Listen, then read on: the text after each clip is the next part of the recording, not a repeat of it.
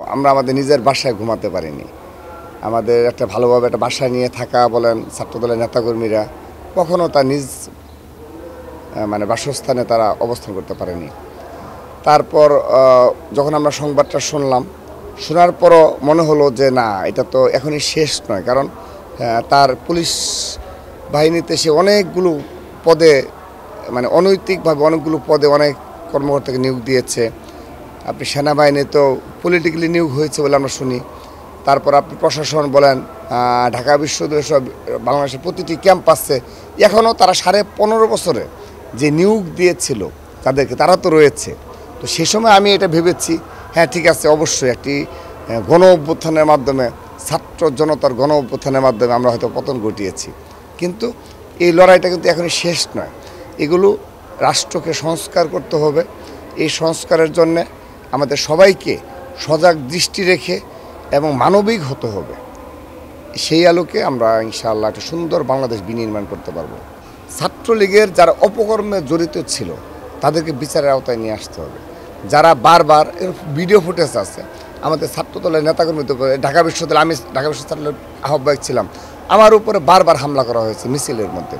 তো video footage রয়েছে এবং তারা তুচ্ছ তাচ্ছিল্য করতো যে না ইন্টারনাল গ্রুপিংয়ে নাকি মারামারি হয়েছে। ভিডিও ফুটেজে দেখা যাচ্ছে তারা হামলা করছে। সমগ্র টিভি চ্যানেল মিডিয়া দেখাচ্ছে যে না তারা হামলা করছে, যে তারা বলতো যে না ইন্টারনাল অন্তর্দ্বন্দ্বর কারণে নাকি ছাত্রদলের উপর হামলা হয়েছে নিজেদের মধ্যে। তো এই ধরনের অপকর্মে যারা জড়িত ছিল এবং সাধারণ শিক্ষার্থীদের নির্যাতনে যারা জড়িত ছিল তাদেরকে বিচারের আওতায় নিয়ে আসতে হবে। তারপর আওয়ামী লীগের যে সকল শীর্ষ নেতৃত্ব সরাসরি হামলায়, এই যে ছাত্র জনতার উপর হামলা বলেন, বিগত 15.5 বছর হামলা মামলা, এই সব কিছুর পুঙ্খানুপুঙ্খ বিচার হতে হবে। এছাড়া যদি সাধারণ জনগণ, ছাত্র জনতা, কারণ আমরা তো তার বাইরে নয়, ছাত্র জনতা যদি মনে করে যে ছাত্রলীগের সেই ধারা ফিরিয়ে নিয়ে আসা সম্ভব, আমি ব্যক্তিগতভাবে মনে করি ছাত্রলীগকে সেই ধারা ফিরিয়ে নিয়ে আসা সম্ভব না। এই সংগঠন মনে হয় না আর কখনো সাধারণ স্টুডেন্টদের মনে সামান্যতম জায়গা করে নিতে পারবে। তো যদি না পারে সেক্ষেত্রে তারা আমাদের কিছু না, সাধারণ জনগণই, সাধারণ শিক্ষার্থীরা প্রতিরোধ করছে অলরেডি ক্যাম্পাসে, সেক্ষেত্রে ছাত্রদল কোনো ভূমিকায় অবতীর্ণ হবে না। আমরা গতানুগতিক ধারা রাজনীতি পরিবর্তন করে নতুন ধারার ছাত্র রাজনীতি নতুনদের হাতে তুলে নেব। আমি ব্যক্তিগতভাবে মনে করি যে আমরা দীর্ঘদিন আন্দোলন সংগ্রামের মাধ্যমে একটা নেতৃত্ব গড়ে উঠেছি।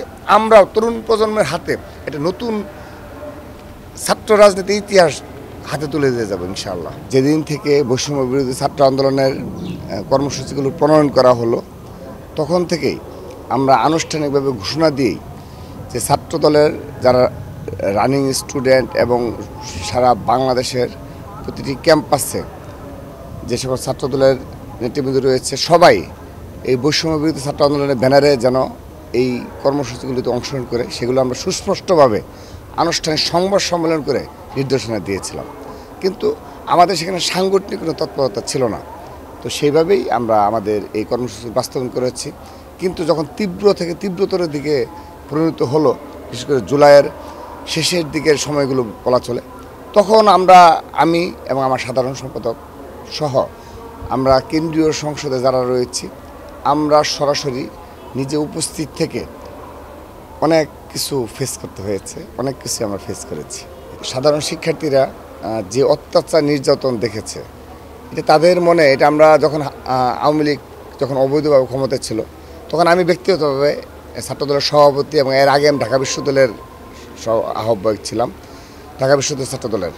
সে সময় আমি এই কথাগুলো বারবার বলেছি যে এই ছাত্রলীগ যে ধরনের কলুষিত ছাত্র রাজনীতি, মানে কলঙ্কময় ছাত্র রাজনীতি অধ্যায় শুরু করলো, সূচনা করলো, এতে কিন্তু সাধারণ শিক্ষার্থীরা ছাত্র রাজনীতির বিরুদ্ধে অবস্থা। 100% কপার কন্ডেন্সারে তৈরি ভিশন ফ্রিজ, তাই গুণে মানে অটুট থাকে বছরের পর বছর। এটি স্বাভাবিক, কারণ ওরা তো আর এই প্রজন্মের যারা এগুলো কথাবার্তা বলছে তারা তো আর ছাত্র দল সম্পর্কে জানে না। তারা ওই 2001 সাল থেকে 6 সাল বলেন কিংবা 90 সালে বলেন, তারা কিন্তু সত্যি কথা জানে না যে ওই সময় ছাত্রদল কতটা জনপ্রিয় ছাত্র সংগঠন ছিল। তো সেই কারণে হ্যাঁ, তখনও হয়তো আমাদের কিছু ভুল ছিল, স্বীকার করছি।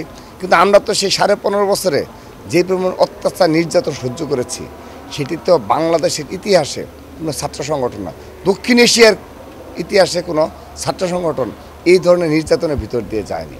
তো সেহেতু ওদের যেটা বিষয়, ওরা ছাত্রলীগের এই রাজনীতি থেকে চরমভাবে বিরক্ত এবং ওদের শিক্ষা জীবন ধ্বংস করে দেওয়া হয়েছে এবং গেস্ট রুম হল দখল নানাবিধ অপকর্মের মাধ্যমে আপনি এই ছাত্র রাজনীতিকে ছাত্রলীগ কলুষিত করে ফেলেছে। সেই কারণে ওদের এই আবেগকে আমি সম্মান জানাই, ব্যক্তিগতভাবে আমি সম্মান জানাই যে সাধারণ শিক্ষার্থীদের কিছু অংশ যারা বলছে ছাত্রছাত্রী চায় না, ওদের এই ইমোশনটাকে আমি সম্মান জানাই, কিন্তু এর জন্য পুরোপুরি ছাত্রলীগ এককভাবে দেয়। সেই কারণে আমি আবার আরেকটি প্রসঙ্গে আমি বলবো, এই ছাত্র রাজনীতি যদি কোনো কারণে যদি বিলুপ্ত করা হয় কোনো কারণে, তাহলে সেক্ষেত্রে এই রাষ্ট্র দীর্ঘদিন, কারণ আমাদের দীর্ঘদিন একটি বড় ধরনের আপনি রাজনৈতিক নেতৃত্ব শূন্যতায় ভুগবে। কারণ আপনি লক্ষ্য করে দেখুন, এক এক রাষ্ট্রের প্রেক্ষাপট এক এক রকম। আমরা এখনও শতভাগ পিওর ডেমোক্রেসি যাকে বলে সেখানে কিন্তু আমরা যেতে পারিনি।